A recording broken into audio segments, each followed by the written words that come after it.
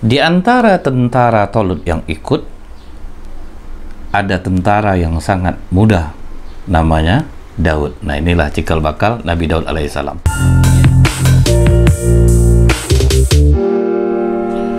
A'udzubillahi minasyaitonirrajim. Bismillahirrahmanirrahim. Assalamualaikum warahmatullahi wabarakatuh. Innal hamdalillah nahmaduhu wa nasta'inu wa nastaghfiruh wa na'udzu billahi min syururi anfusina wa min sayyiati a'malina may yahdihillahu fala mudhillalah wa may yudlil fala hadiyalah.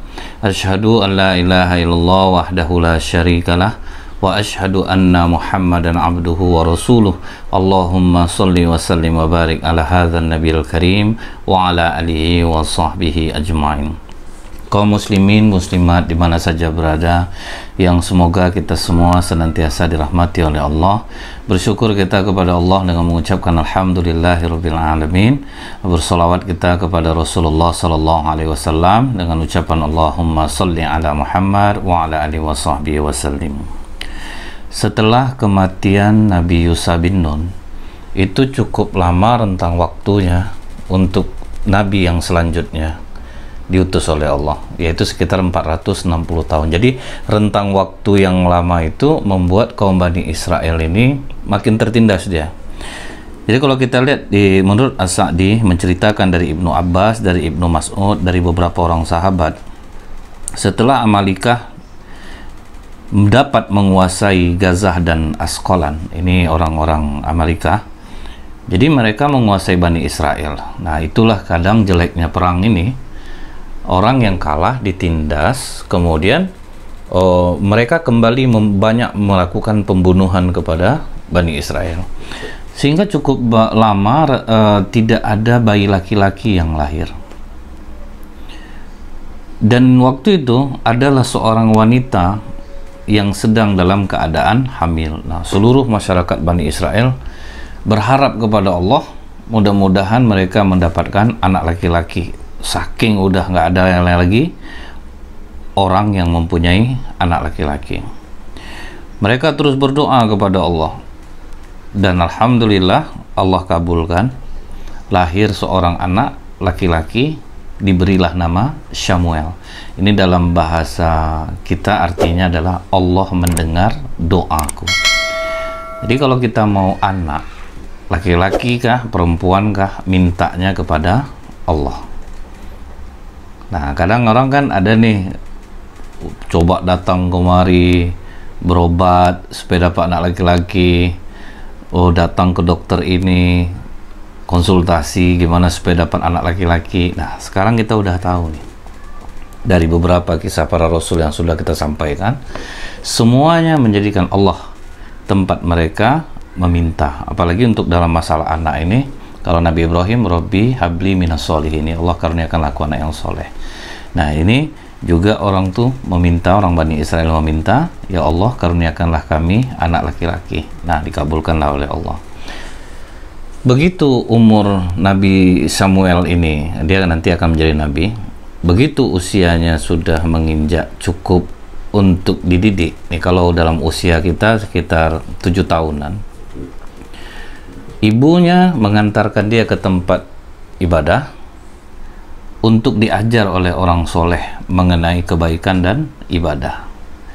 Ini yang perlu kita tahu, bahwa kalau orang pintar dia secara ilmu umum, tapi dia tidak diajarkan kebaikan, akhlak, dan ibadah, ini membuat ilmu dia rentan, membuat dia menjadi orang yang sombong. Tapi kalau misalnya nih kecil anak, udah kita ajarkan tentang kebaikan, kita ajarkan dia tentang beribadah, ini insya Allah akan lebih mudah dia nanti ketika remajanya. Nah, kebanyakan nih kesalahan kita tuh menjadikan ilmu agama nih ilmu sisipan gitu. Jadi setelah dia letih dalam menguasai ilmu umum, pas dikasih agama udah mentok, udah letih dia gitu.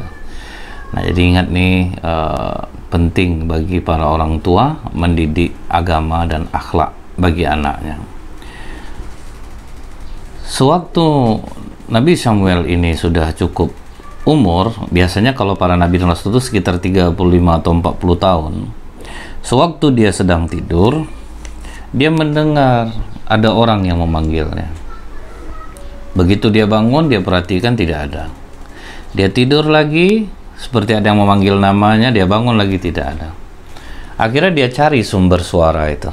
Nah, ternyata di situ didengarlah oleh Samuel, maka katanya adalah, aku ini Jibril. Aku datang diutus oleh Allah kepadamu, dan sesungguhnya Allah mengutusmu kepada kaummu. Nah, disitulah dia diangkat oleh Allah menjadi nabi. Sewaktu Nabi Samuel ini menjadi nabi Bani Israel, nah hebatnya itu tidak ada satu Bani Israel pun yang menentangnya. Nah, karena mereka sudah sangat rindu akan kedatangan seorang nabi. Jadi begitu Nabi Samuel diangkat, tidak ada satu pertentangan pun dari Bani Israel mengakui dia. Semuanya mengakui bahwa Nabi Samuel ini adalah Nabi Allah. Jadi orang Bani Israel ini berkumpul lah. Mereka katakan kepada Nabi Samuel, wahai Nabi, kita ini sudah tertindas. Anak-anak kita ditawan, ada yang dibunuh. Kami menghadapmu ini, tolonglah pilih raja di antara kami ini yang bisa memimpin kami untuk berperang melawan Jalut. Kata Nabi Samuel, kalian sekarang menginginkan untuk perang. Nanti sudah diwajibkan perang atas kalian, kalian mundur. Nah, karena pengalaman yang lalu-lalu seperti itu. Mereka bersikeras, masa kami tidak mau berperang di jalan Allah, Nabi? Sesungguhnya kami telah diusir dari kampung halaman kami dan anak-anak kami ditawan. Nah, ini yang diceritakan Allah dalam surat Al-Baqarah ayat 246. Baik, kata Nabi Samuel. Allah perintahkan kepada Nabi Samuel, siapa yang tingginya sama dengan tongkatmu atau melebihi tongkatmu, maka dia adalah raja Bani Israel. Jadi mudah waktu itu pemilihannya, nggak perlu banyak kandidat.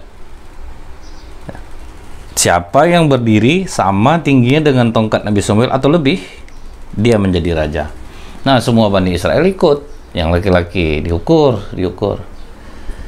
Rupanya yang sama tingginya dengan tongkat Nabi Samuel hanya satu orang, yaitu Tolut, petani miskin. Tetapi dia diberikan Allah ilmu dan kekuatan fisik. Ilmunya luas, fisiknya kuat. Ini juga bisa menjadi acuan bagi kita. Jadi orang yang diangkat menjadi pemimpin itu ilmu luas, fisik kuat. Jadi ini dua kombinasi yang kadang ada yang ilmu luas, fisik kurang kuat. Ada yang kadang fisiknya kuat, ilmunya pula yang kurang luas. Karena Tolut ini dari kalangan petani, nah, orang Bani Israel protes. Sebanyak ini kami, masa orang seperti Tolut yang diangkat menjadi raja, nabi? Padahal kan kami, di antara kami banyak yang kaya ini. Nah, mereka tetap mengandalkan bahwa yang kaya itu yang lebih baik.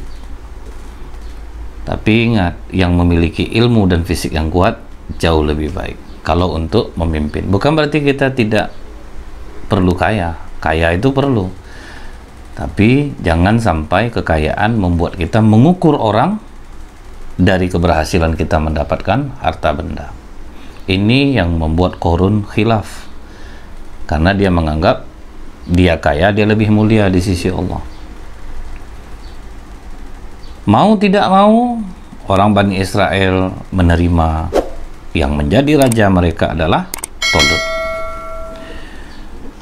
Kemudian Tolut mengumumkan kepada Bani Israel, bersiap-siaplah kita untuk pergi memerangi Jalut. Berkumpullah seluruh Bani Israel. Nah, yang ikut pergi berperang. Begitu sampai di Sungai Yordan, begitu mereka sampai di Sungai Yordan, apa kata Tolut? Innallaha mubtaliikum binaharin faman syariba minhu falaysa minni wa man lam yat'amhu fa innahu minni illa man yaqtarafa ghurfatan biyadihi. Surah Al-Baqarah ayat 249. Sesungguhnya Allah akan menguji kamu dengan sungai ini. Siapa di antara kamu yang meminum airnya, berarti dia tidak ikut perang, berarti dia tidak mau mengikut aku. Dan barang siapa yang tidak meminumnya kecuali menceduk-ceduk tangan, dan ia adalah pengikutku. Jadi dalam riwayat yang pergi itu jumlahnya 7.000-an, yang minum air 6.700, berarti hanya tinggal 300 orang. Begitulah dakwah para nabi, mengajak para pengikut untuk berjihad di jalan Allah. Kemudian Allah kasih ujian, siapa yang minum berarti dia bukan pengikutku. Mundurlah semua. Nah, tinggal 300 orang.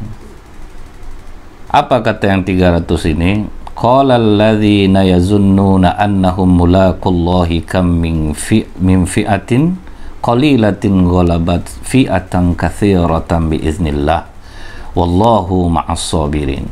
Orang-orang yang meyakini bahwa mereka akan menemui Allah berkata, berapa banyak terjadi golongan yang sedikit bisa mengalahkan golongan yang banyak dengan izin Allah, dan Allah beserta orang-orang yang sabar.